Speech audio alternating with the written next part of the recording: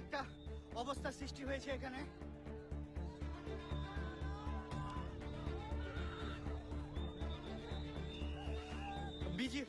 ভারতীয় নাগরিকরা একটু পরপরই ইট পাটকেল ছুটছে আর বাংলাদেশের অভ্যন্তরীণ এসব অবস্থান নিচ্ছে এবং তারা বোমাও ফাটাচ্ছে।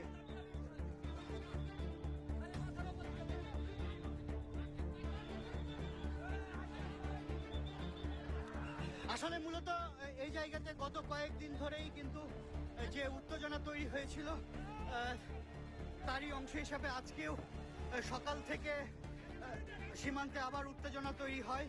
সেই উত্তেজনার পরেই কিন্তু ভারতের নাগরিকরা বাংলাদেশের অভ্যন্তরে এসে বোমা ফাটাচ্ছে, ইট পাটকেল নিক্ষেপ করছে।